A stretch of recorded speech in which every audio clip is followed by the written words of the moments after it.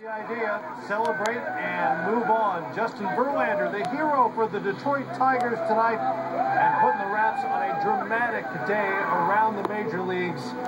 4 games, all unique, all interesting in their own way. If you think about it, guys, we had a grand slam, we had a pitcher's duel that ended in a walk-off, extra innings in the Bronx, and a dominant shutout in Oakland for the Detroit Tigers. And with all that said, we welcome you inside our Atlanta studio for Inside MLB, presented by Captain Morgan.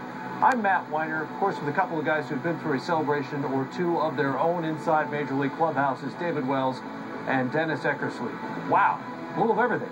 Wow, I'll tell you what, everything's gone 5 games. I mean, you saw the ending with San Francisco beating Cincinnati, but everything else goes 5 games. You can't get it any better for Major League Baseball, and this playoff system has went as good as they ever thought it would. Favorite moment today? This last game. We're going to Detroit.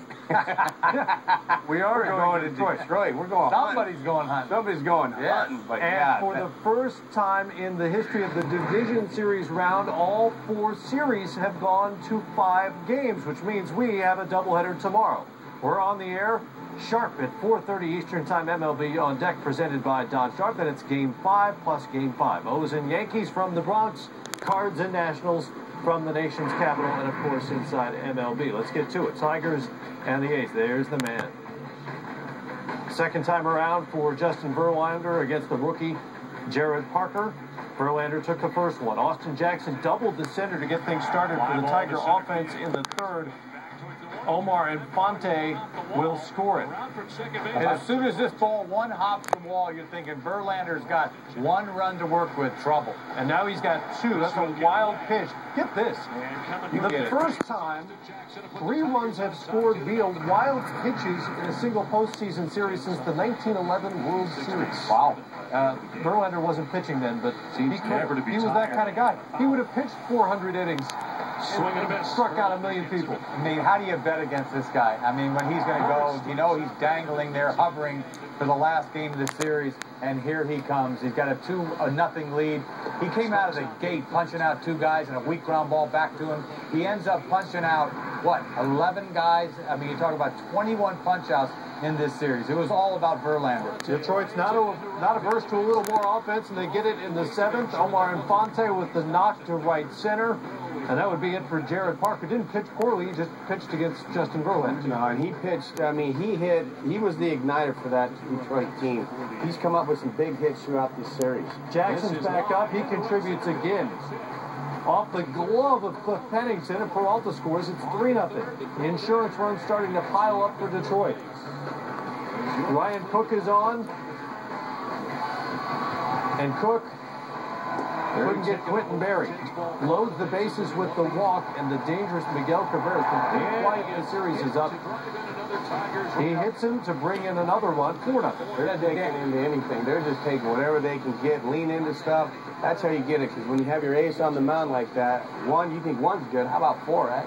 Yeah, I'll tell you what, this season just sort of evaporated right here in a hurry. You see Coco playing deep once again. Fielder drops one in, another run scores.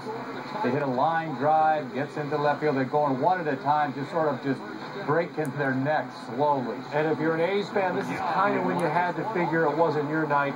That ball right through Stephen Drew off the bat of Delvin Young. Barry scores now. It's 6-0. And oh, by the way, Justin Verlander's coming out for the 7th, the 8th, and the 9th. Well, after last night, you know he was going to go 9. He was going to be the starter and the closer, provided he got a comfortable lead. But, you know, game situation, Leland isn't touching him 1 bit. You know, the A's, they can't even get a sniff. I mean, you know, not even a sniff. And, you know, when he took them out in the 9th inning, everybody was just waiting for this game to be over so they can, you know, sort of appreciate what the A's done all year. This team has been absolutely incredible. But he just put them down. Ground ball, second base. This is over. You talk about 2 wins in a 5-game series. I mean, there's no MVPs in the division series, but he'd be the guy if there was. And folks, this is why general managers and managers crave these kinds of aces, because in a 5-game series, you can throw them at a team twice. Well, that's why you're afraid of him in the next series. And they've got some good pitching. I don't know if they can get it done offensively, but they did in this game. Well, how about next year? The A's got, you know, they got 5 young kids that are going to be capable of doing a lot of things. Verlander with a shutout as he shuts down the A's. 4 hits, 11 strikeouts. His first complete game in 10 postseason starts, and it ends the A's 8-game home win streak. Here's Bob Melvin in the aftermath.